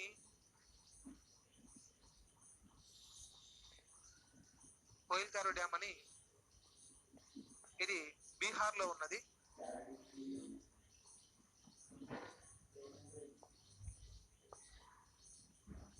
దీని ద్వారా సుమారుగా 60,000 మంది స్థానభ్రంశానికి గురైతే, 66,000 మంది స్థానభ్రంశానికి గురైతే ఇందులో 88% మంది ప్రజలు మళ్ళీ గిరిజనులే అని. తర్వాత నెక్స్ట్ బాక్రా ప్రాజెక్ట్ ఇది హిమాచల్ ప్రదేశ్ లో ఉన్నది. సట్లెజ్ నదిపై ఉంటుంది బాక్రా ప్రాజెక్ట్ అని. బాక్రా వేరు, నంగల్ వేరు. బాక్రానేమో హిమాచల్ ప్రదేశ్ లో ఉంటుంది, నంగల్ ఏమో పంజాబ్ లో ఉంటుంది. బాక్రా సట్లెజ్ నది అలా ప్రవహించుకుంటూ పోతున్నప్పుడు హిమాచల్ ప్రదేశ్ లో బాక్రా అని పెద్ద ప్రాజెక్ట్ ఉంటుంది. దాని తర్వాత పంజాబ్ లో వెంటనే ఏర్పాటు చేసింది నంగల్. రెండింటిని కలిపి బాక్రా నంగల్ ప్రాజెక్ట్ అని పిలుస్తారు. ఈ బాక్రా నంగల్ ప్రాజెక్టు ద్వారా, ఈ హిమాచల్ ప్రదేశ్ లో ఉన్నటువంటి బాక్రా నంగల్ ప్రాజెక్టు ద్వారా స్థానభ్రంశానికి గురైనటువంటి వారు 36,000 మంది. ఈ 36,000 మందిలో 34% మంది స్థానభ్రంశానికి గురి కావడము జరిగినది. ఇక దీని తర్వాత నెక్స్ట్ కర్జన్ డ్యామ్, ఇది గుజరాత్ లో ఉన్నది. కర్జన్ డ్యామ్ గుజరాత్ లో ఉన్నది. కర్జన్ డ్యామ్ లో ఉన్నటువంటి దీని ద్వారా స్థానభ్రంశానికి గురైనటువంటి వారి సంఖ్య 11,600 మంది. ఈ 11,600 మందిలో స్థానభ్రంశానికి గురి చేసినది సుమారుగా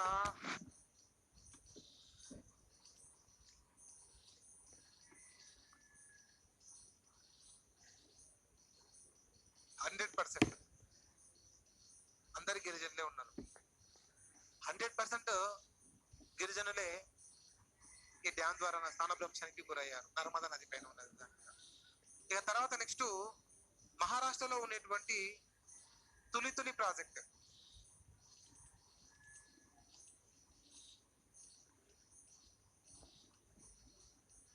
దీని ద్వారా స్థానభ్రంశానికి గురైనటువంటి వారి సంఖ్య 13,500 మంది.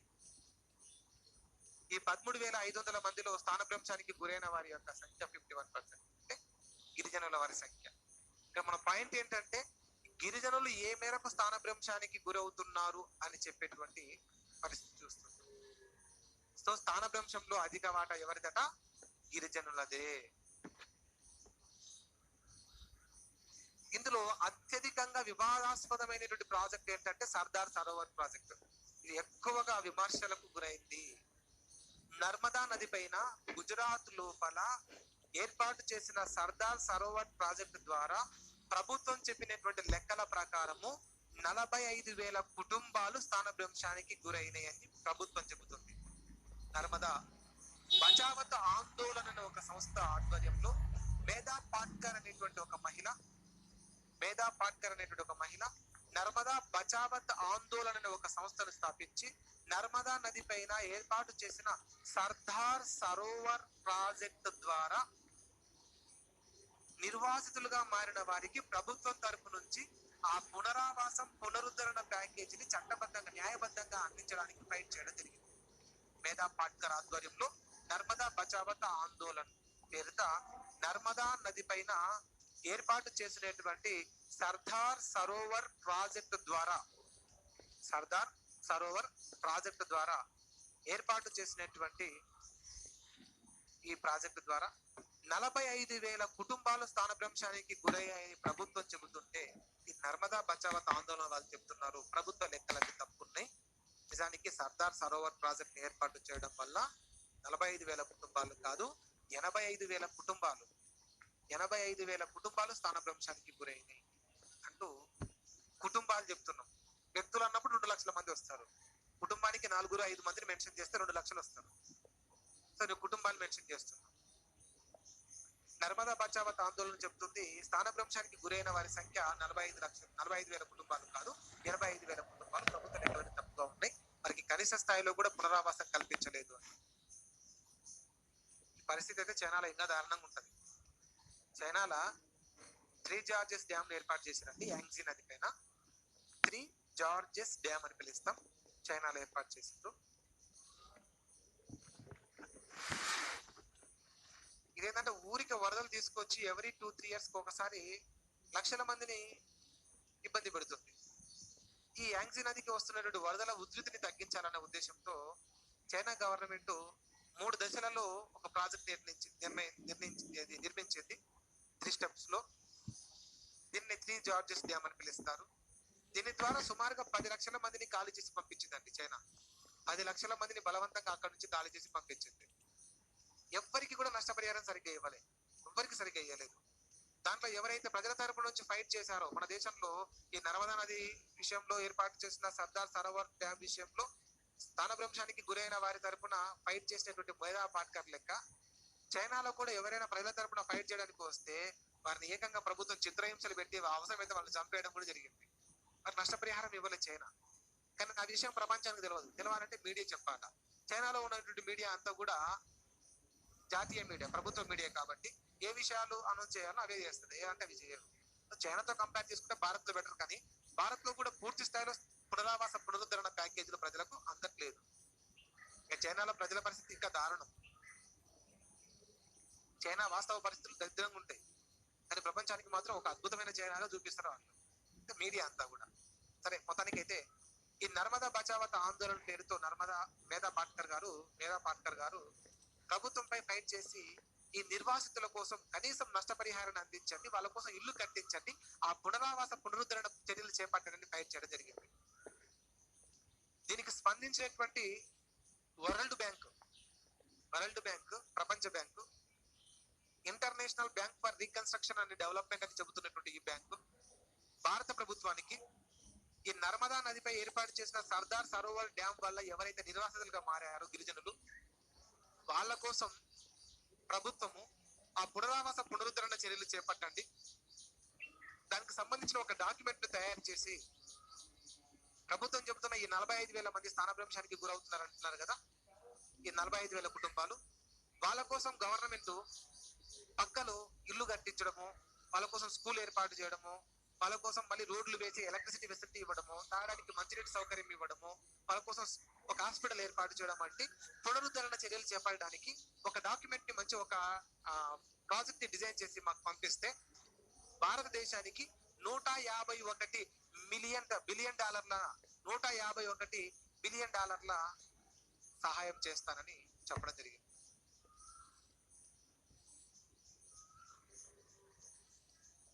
కానీ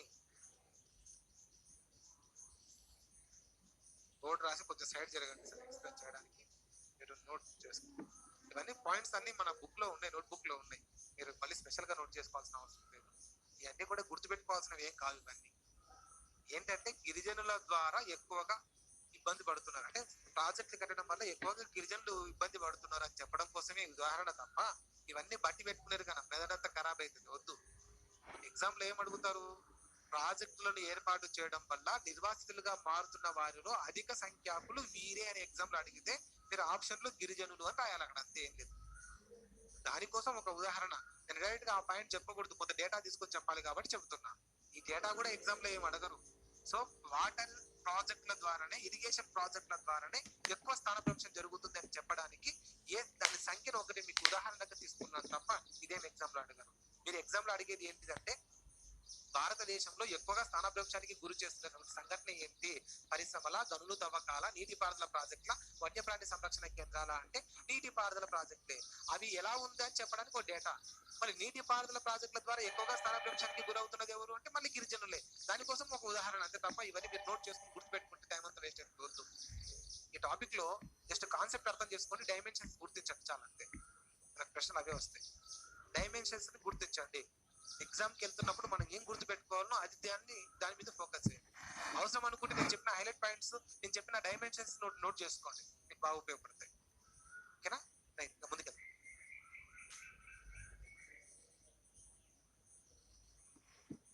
ఇలా నర్మదా బచావత ఆందోళన్ పేరుతో మేధా పాట్కర్ గారు సర్దార్ సరోవర్ ప్రాజెక్ట్ ఏర్పాటు చేయడం వల్ల నిర్వాసితులుగా మారిన వారికి ప్రభుత్వం తరపు నుంచి ఈ పునరుద్ధరణను అందించాలన్న ఉద్దేశంతో ఫైట్ చేస్తుంటే, దీన్ని గుర్తించినటువంటి ప్రపంచ బ్యాంకు భారత ప్రభుత్వానికి 151 బిలియన్ కాదు మిలియన్, 151 మిలియన్ డాలర్లు, బిలియన్ బి కాదు మిలియన్ ఎం, ఓకేనండి, మిలియన్ డాలర్లను అప్పుగా ఇస్తాం.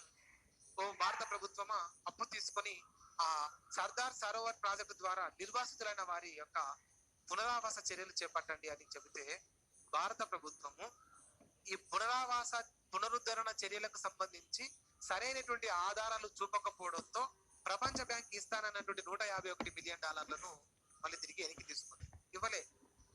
దీనివల్ల ఈ సర్దార్ సరోవర్ ప్రాజెక్ట్ ఏర్పాటు చేయడం వల్ల చాలా మంది గిరిజనులు చాలా అస్తవ్యస్తలకు గురవ్వడం జరిగింది.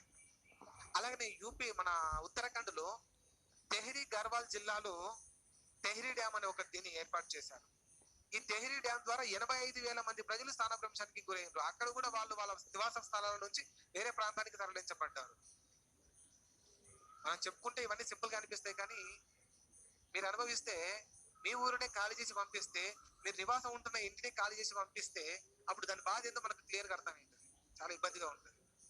ప్రజలు శాశ్వతంగా వాళ్ళ నివాస ప్రాంతం నుంచి వేరే ప్రాంతానికి వెళ్ళిపోవాల్సి వస్తుంది, కొత్త ఊరికి వెళ్ళిపోవాల్సి వస్తుంది. ప్రజలు ఆ రకంగా చాలా ఇబ్బందులు పడతారు. సో దీనివల్ల కొంత వెనకబడితనం వస్తుంది. అదే ఈ సమస్య. ప్రాజెక్టు కట్టడం అభివృద్ధి, కానీ దానివల్ల నిర్వాసితులుగా మారుతున్న వారికి సమస్యలు ఏర్పడుతున్నాయి. అవి అభివృద్ధి సమస్యల్లో భాగంగా మనం మాట్లాడుకుంటున్నాం. ఇది ఇది పరిస్థితి. ఇక్కడ మనం చెప్పుకోవాల్సిన ఇంకొక పాయింట్ ఉందండి. ఏంటంటే ప్రాజెక్టుల వల్ల నిర్వాసితులుగా మారిన వారికి ప్రభుత్వం నుంచి సరిగ్గా నష్టపరిహారాలు అందట్లేదు. మెయిన్ గా ప్రాజెక్టుల వల్లనే. అదే గనుల తవ్వకాల వల్లనో లేదా పరిశ్రమల వల్లనో స్థానభ్రంశానికి గురవుతున్నారు అనుకున్న జనాలు, వారి కోసం గవర్నమెంట్ మాక్సిమం ఈ రీహాబిలిటేషన్ రీసెటిల్మెంట్ అందిస్తుంది, ఆ పునరావాస పునరుద్ధరణ అందిస్తుంది. దానికోసం సపరేట్ గా కొన్ని శాఖలు ఏర్పాటు చేస్తున్నాయి. ఫర్ ఎగ్జాంపుల్ ఎన్టీపీసీ అనే ఒక సంస్థ, కోల్ ఇండియా అనే ఒక సంస్థ, అవి ఏర్పాటు చేస్తున్నప్పుడు ఒక చిన్న ఎగ్జాంపుల్ తీసుకొని మాట్లాడుతాం. కర్ణాటకలోని రాయచూరు జిల్లా శక్తినగర్ అనే ఒక విలేజ్ ఉంది. రాయచూరు జిల్లా శక్తినగర్ అనే ఒక విలేజ్ కృష్ణానది పక్కలో ఉంటుంది. అది యాక్చువల్లీ దాని పేరు దేవసుగూర్ అని పిలుస్తారు. కాకపోతే కృష్ణానది పక్కల అక్కడ కర్ణాటక రాజ్య నిగమ్ లిమిటెడ్ అనే పేరుతో ఒక థర్మల్ విద్యుత్ ప్లాంట్ ని ఏర్పాటు చేయాలనుకున్నది గవర్నమెంట్. అక్కడ దానికోసం ల్యాండ్ కావాలి. ఆ ల్యాండ్ రైతులది, ఆ రైతులతో మాట్లాడాలి. అందుకోసం గవర్నమెంట్ రైతులను కూర్చోబెట్టి మాట్లాడి ఏం చెప్తుందంటే, మీ వ్యవసాయ భూములు మాకిస్తే మేము నీకు నష్టపరిహారం ఇస్తాం. ఇక్కడ గవర్నమెంట్ ఒక థర్మల్ పవర్ ప్లాంట్ ని ఏర్పాటు చేయాలనుకుంటుంది, కాబట్టి మీ ల్యాండ్ కావాలి. ప్రజలు వద్దన్నా కూడా ప్రభుత్వం బలవంతంగానైనా సరే ఆ ల్యాండ్ ను తీసుకునే హక్కు ప్రభుత్వానికి ఉంది. ఎందుకంటే థర్మల్ విద్యుత్ ప్లాంట్ అనేది ప్రజా ప్రయోజనాల కోసం ఉద్దేశించబడినది. కానీ ప్రజలకు వ్యతిరేకంగా వెళ్ళకూడదన్న ఉద్దేశంతో, ప్రజలకు కోరిక మేరకు వాళ్ళకు సంతోషపడే విధంగా నష్టపరిహారం ఇస్తే వాళ్ళే స్వచ్ఛందంగా ఇస్తారన్న ఉద్దేశంతో ప్రభుత్వం ఇట్లా మాట్లాడుతుంది. ప్రజలు ఒప్పుకోరు. వాళ్ళ వ్యవసాయ భూములు తీసుకొని గవర్నమెంట్ నష్టపరిహారం చెల్లిస్తారంటే ప్రజలు ఒప్పుకోరు. ప్రజలు ఏమంటారంటే, నువ్వు మాకు నష్టపరిహారం ఇస్తావు, సరిపోయింది, బానే ఉంది. ఆ ఇచ్చినటువంటి నష్టపరిహారం తీసుకొని మేమేం చేసుకోవాలి? ఎకరాకి 5 లక్షలు ఇచ్చినాం అనుకో, ఒక 5 ఎకరాలకు 25 లక్షలు వస్తాయి. ఆ 25 లక్షలను నేను నా ఫ్యామిలీ 2 లేదా 3 సంవత్సరాలకు ఖర్చు పెట్టి అయిపోగొట్టేస్తాం. తర్వాత మా బతుకు తెరివేంటి? మేము దేనిని ఆధారంగా నమ్ముకుని బతకాలి? ఇప్పుడు ల్యాండ్ ఉంటే వ్యవసాయం చేసుకుని జీవితాంతం నేను బతుకుతాను, నా పిల్లలు బతుకుతారు. ఇప్పుడు నువ్వు ల్యాండ్ తీసుకుంటే నా ఉపాధి పోయింది, భవిష్యత్తులో నా పిల్లలకు ఉపాధి కూడా పోయింది, సెక్యూరిటీ పోతుంది. మరి దీన్ని మేము ఒప్పుకోమంటే గవర్నమెంట్ సెకండ్ ప్రపోజల్ కింద ఏం పెట్టిందంటే, ల్యాండ్ పోయిన వారికి కర్ణాటక ప్రభుత్వం ఏర్పాటు చేస్తున్నటువంటి ఈ థర్మల్ విద్యుత్ ప్లాంట్ లో మీకు జాబ్ ఇస్తాం, ఖచ్చితంగా మీకు జాబ్ ఇస్తాం, మీరు చదువుకోకపోయినా జాబ్ ఇస్తాం, అందులో ఏదో ఒక పని చూపిస్తాం అని హామీ ఇచ్చింది. సరే, నాకు జాబ్ ఇస్తావు, నా భూమి వల్ల నేను ఒక్కనే కాదు, నా పిల్లలు వాళ్ళ పిల్లలు అందరూ బతుకుతారు కదా, వాళ్ళ పరిస్థితి ఏంటి అంటే గవర్నమెంట్ దానికి కూడా సెక్యూరిటీ ఇచ్చింది. నీకే కాదు, నువ్వు చనిపోతే నీ పిల్లలకి, వాడు చనిపోతే వాళ్ళ కొడుకుకి, ఆడు చనిపోతే ఆడ కొడుకుకి తెచ్చుకుంటూ పోతూనే ఉంటాం. మాకు భూమి కావాలి, ఇంపార్టెంట్ అని చెప్పేసి ప్రభుత్వం ప్రకటించింది. దీంతో రైతులు కొంత ఉద్యోగం ఇస్తారు, నాకు పోయిన నా పిల్లలు కూడా ఇస్తారు, గవర్నమెంట్ ఉద్యోగం ఖచ్చితంగా బాగుంటదనే ఉద్దేశంతో ల్యాండ్ ఇచ్చేసింది. ల్యాండ్ ఇవ్వడం కన్నా ముందు కూడా చెప్పారు, మాకు ఇల్లు భూములు మొత్తం పోతాయి కదా, మళ్ళీ దీని పరిస్థితి ఏంటి అంటే, మీకోసం ఒక అద్భుతమైన కాలనీ డిజైన్ చేస్తామని చెప్పేసి వాళ్ళ కోసం సపరేట్ గా ఒక కాలనీని డిజైన్ చేసారు. ఒక మంచి ఇల్లు, డబుల్ బెడ్రూమ్ ఇల్లు, వాళ్ళ పార్కులు, ఇంటికి వాటర్ ఫెసిలిటీ, తర్వాత ఫ్రీగా కరెంటు, పిల్లలు చదువుకోవడానికి పెద్ద స్కూల్, వాళ్ళకు గ్రౌండ్, వాళ్ళ కోసం పెద్ద బస్ స్టాండ్, ఒక పెద్ద పార్కు, వాళ్ళ పెళ్లిళ్ళు చేసుకోవడానికి ఫంక్షన్ హాలు, ఇవన్నీ గవర్నమెంట్ ప్రొవైడ్ చేసి ఇచ్చింది ఫ్రీగా వాళ్ళు ఉంటున్నటువంటి ఏరియాకి. ఇంత అద్భుతంగా వాళ్ళకి డిజైన్ చేసి ఇచ్చింది. ఎందుకు? ప్రభుత్వం చేపట్టేటువంటి ఒక పరిశ్రమ కోసం భూమిని సేకరిస్తున్నప్పుడు ప్రజలు ఒప్పుకోకుంటే, ప్రజలకు వ్యతిరేకంగా వెళ్తే అధికారంలో ఉన్న పార్టీకి మళ్ళా ఓట్లు వేయరు, పార్టీని ఓడగొట్టి వేరే పార్టీని గెలిపిస్తారు. కాబట్టి అధికారంలో ఉన్న పార్టీ కాకబట్టడానికి, ప్రజల్ని నచ్చజెప్పడానికి, వాళ్ళని సాటిస్ఫై చేయడం కోసం ఇవన్నీ చేస్తుంది.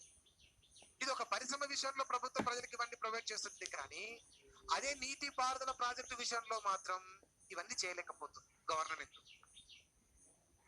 నీటి పారుదల ప్రాజెక్టులో ఏం ఉద్యోగాలు ఉంటాయి ఇవ్వడానికి? నీటి పారుదల ప్రాజెక్టులు కట్టడమే ప్రభుత్వానికి భారీ వ్యయ నిర్వహణ. అలాంటిది పునరావృతరణ ప్యాకేజీ కింద వాళ్ళకి ఇల్లు కట్టించి, కాలనీలు ఏర్పాటు చేసి, బస్ స్టాండ్లు ఇచ్చి, పెళ్లిళ్ళు చేసుకోవడానికి ఫంక్షన్ హాల్ ఇచ్చి, ఒక ఇలాంటి పార్కులు ఏర్పాటు చేసి, పిల్లల కోసం స్కూల్ పెట్టి, మళ్ళీ వాళ్ళ కోసం ఒక హాస్పిటల్ పెట్టి, ఇవన్నీ చేయాలంటే ప్రభుత్వానికి ఆ ప్రాజెక్టు నిర్వహణ వ్యయము చాలా ఎక్కువగా అవుతుంది. కాబట్టి చాలా రాష్ట్ర ప్రభుత్వాలు కానీ కేంద్ర ప్రభుత్వం కానీ ఈ ప్రాజెక్టులను ఏర్పాటు చేస్తున్నటువంటి క్రమంలో ప్రజలకు ఇవ్వాల్సినటువంటి నష్టపరిహారాన్ని మాత్రం సరిగా ఇవ్వకపోవడం వల్ల నీటి పారుదల ప్రాజెక్టుల కింద నిర్వాసితులుగా మారుతున్న వారు చాలా ఇబ్బందులను ఎదుర్కోవడం జరుగుతుంది. అదే పరిశ్రమల విషయంలో ఇలాంటి స్థానభ్రంశం జరుగుతుంటే వారికి సరైనటువంటి నష్టపరిహారం అందుతుంది. కానీ ప్రాజెక్టుల విషయంలో స్థానభ్రంశం జరుగుతుంటే ఆ నష్టపరిహారం అనేది సరిగా జరగడము లేదు. ఇది నీటిపారుదల ప్రాజెక్టులకు సంబంధించి. అదే గనులు తవ్వకాల విషయానికి వస్తే, గనులు తవ్వకాల ద్వారా 1960లో సంవత్సరానికి 150 ఎకరాలలో గనుల తవ్వకాలు జరిగితే 1980లో సంవత్సరానికి 800 ఎకరాలలో గనుల తవ్వకాలు చేపట్టడం జరుగుతుంది. అంటే దీన్ని మనం అర్థం చేసుకోవాల్సిన అంశం ఏంటంటే 1960లో సంవత్సరానికి 150 ఎకరాల చొప్పున తవ్వేటోళ్ళు గనులు తవ్వకాలు. అదే 1980కి వచ్చేసరికి సంవత్సరానికి 800 ఎకరాల చొప్పున తవ్వుతున్నారంటే గనుల తవ్వకాల ప్రభావం అనేది విపరీతంగా పెరుగుతూ వస్తుంది భారతదేశంలో. దానివల్ల స్థానభ్రంశానికి గురవుతున్న వారి సంఖ్య పెరుగుతుంది అని చెప్పడానికి ఒక ఉదాహరణ కింద చెప్పడం జరుగుతుంది. మరి పరిశ్రమల ద్వారా స్థానభ్రంశానికి గురవుతుంటే 2 రకాల సమస్యలు క్రియేట్ అవుతున్నాయి. ఏదైనా ఒక పరిశ్రమను ప్రభుత్వం ఏర్పాటు చేయాలనుకున్నప్పుడు తొందరగా అభివృద్ధిని సాధించాలంటే ప్రభుత్వం చేయాల్సిన ఫస్ట్ పని పరిశ్రమను స్థాపించాలి. సత్వర ఆర్థికాభివృద్ధి సాధనకై ప్రభుత్వం చేయాల్సిన ఫస్ట్ పని పరిశ్రమలను ఏర్పాటు చేయడం. పరిశ్రమలను ఏర్పాటు చేయడం వల్ల ఎక్కువ మందికి ఉద్యోగితనివ్వచ్చు, ఉత్పత్తిని పెంచి ఆదాయాలను పెంచవచ్చు. అందుకోసం పరిశ్రమలే. మరి పరిశ్రమలను స్థాపించాలన్న గవర్నమెంట్ ల్యాండ్ కావాలి కదా.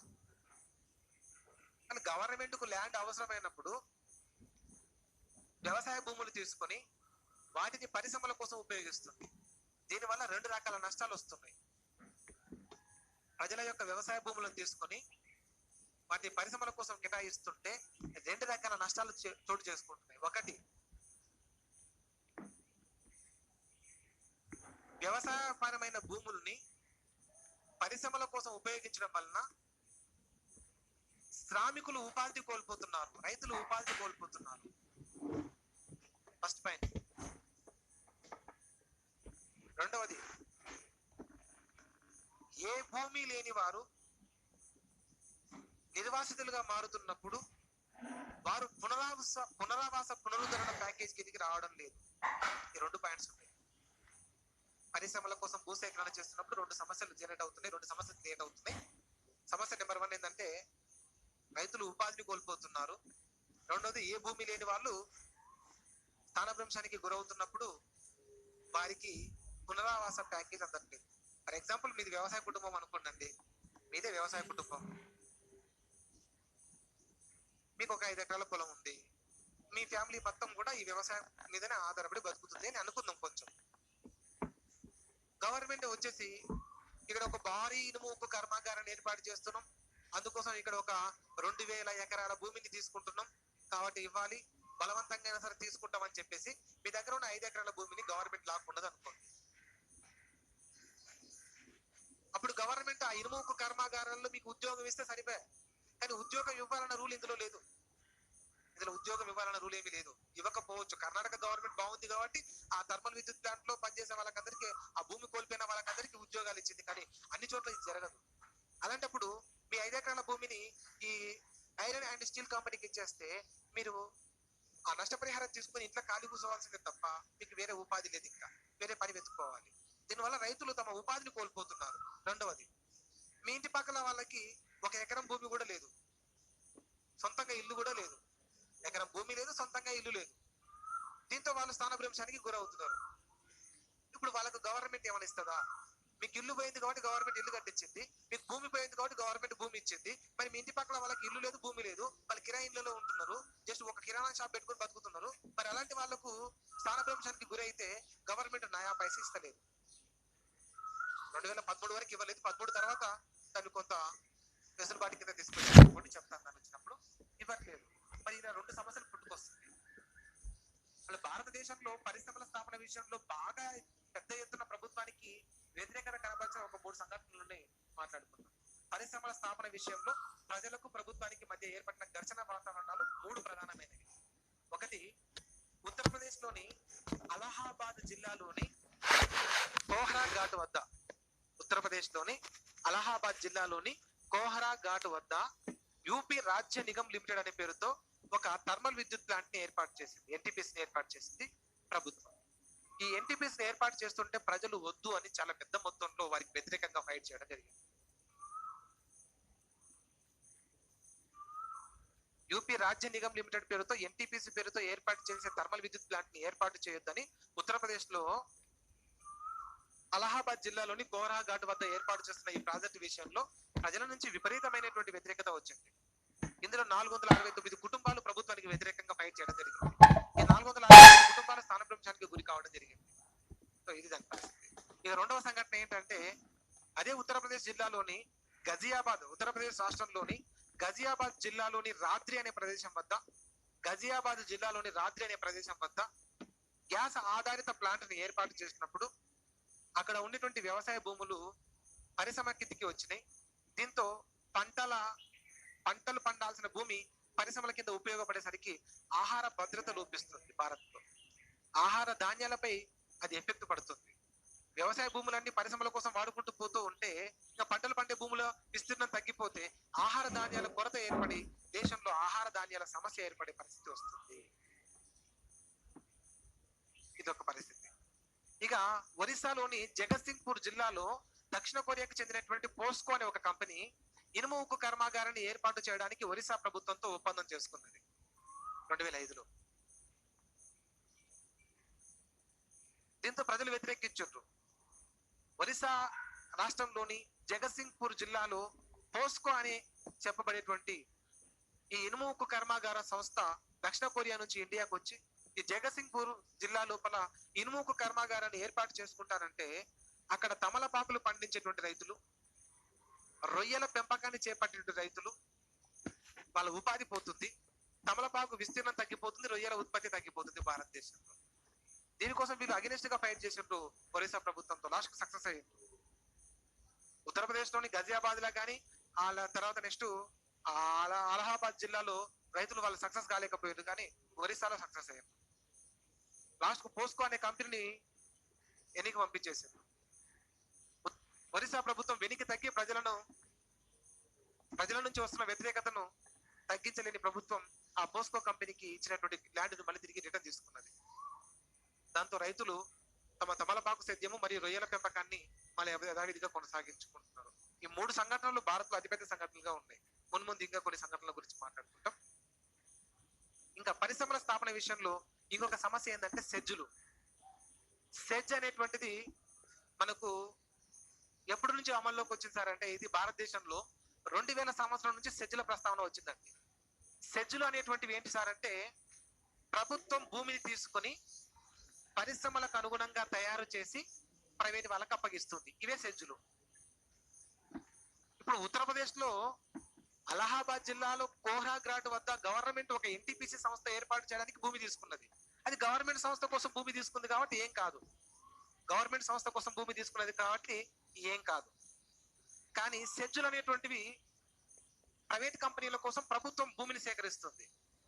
ప్రైవేట్ కంపెనీల కోసం ప్రభుత్వం భూమి సేకరించి దాన్ని ప్రైవేట్ పరిశ్రమలకు అనుగుణంగా మార్చి ప్రైవేట్ కర్మాగారాలను ఏర్పాటు చేసుకునే వారి కోసమని ప్రభుత్వం తయారు చేసే ఉంచేటువంటి ఆ పారిశ్రామిక అవస్థాపన సౌకర్యాలతో కూడినటువంటి ఆ స్థలాన్ని సెజ్ అని పిలుస్తాం. SEZ means special economic zone అని. ఈ స్పెషల్ ఎకనామిక్ జోన్ అంటే ఒక స్థలం, పరిశ్రమలు ఏర్పాటు చేసుకోవడానికి అనువైన స్థలమే స్పెషల్ ఎకనామిక్ జోన్. గవర్నమెంట్ సెజ్ల పేరు మీద భూసేకరణ చేస్తుంది ప్రజల దగ్గర నుంచి. చేసి ఆ సెజ్లను ఎవరికి ఇస్తుంది అంటే భూములను ప్రైవేట్ వాళ్ళకి అప్పగిస్తుంది. ఇప్పుడు సమస్య అంతా వస్తుంది ఏంటంటే, సెజ్లు అనేటువంటివి ప్రజా ప్రయోజనాల కిందికి వస్తాయా రావా? సెజ్లు అనేటువంటివి ప్రజా ప్రయోజనాల కిందికి వస్తాయా రావా అనేది ఒక సమస్య. భారతదేశంలో 2000 సంవత్సరం నుంచి సెజ్లు వస్తున్నాయి, స్పెషల్ ఎకనామిక్ జోన్స్ అని. ఒక విశాలమైనటువంటి స్థలాన్ని ప్రభుత్వం ప్రజల దగ్గర నుంచి కొనుక్కొని దాన్ని పరిశ్రమలు స్థాపించడానికి అనుగుణంగా తయారు చేసి ప్రైవేట్ కంపెనీల వాళ్ళకి అమ్ముకుంటుంది ఆ భూమిని. ఇప్పుడు ప్రైవేట్ కంపెనీల కోసం అమ్మేటువంటి ఆ భూమి కోసం ప్రజలు తమ సొంత ప్రయోజనాలను ఎందుకు పణంగా పెట్టుకోవాలి? ప్రజలు వాళ్ళ భూములు ఎందుకు వదులుకోవాలి? ఇదే ప్రభుత్వానికి ప్రజలకు మధ్య మళ్ళీ ఘర్షణ వాతావరణానికి కారణం అవుతుంది. ప్రజలకు ప్రభుత్వానికి ఒక రకమైనటువంటి వైరుధ్యానికి ఇది ఒక కారణం. ప్రభుత్వం ఒక ప్రాంతంలో ఒక విశాలమైనటువంటి ఒక భూమిలో ఒక 60 ఎకరాల భూమిని తీసుకుంది. కానీ పరిశ్రమలు స్థాపించడానికి తగ్గట్టుగా మొత్తం అక్కడ డ్రైనేజ్ ఏర్పాటు చేసి, వాటర్ ఫెసిలిటీ ఇచ్చి, ఎలక్ట్రిసిటీ ఫెసిలిటీ ఇచ్చేసి, మార్కెట్ సదుపాయాలంతా డెవలప్ చేసి, చిన్న చిన్న పరిశ్రమలు ఏర్పాటు చేసుకోవడానికి అక్కడక్కడ చిన్న చిన్న పరిశ్రమలు ఏర్పాటు చేసుకోవడానికి ఒక సెజ్జును తయారు చేసింది గవర్నమెంట్. తయారు చేసి రెడీగా ఉంచింది. ఆ రెడీగా ఉంచినటువంటి ఈ విశాలమైన స్థలాన్ని సెజ్ అని పిలుస్తాం. స్పెషల్ ఎకనామిక్ జోన్ అంటాం.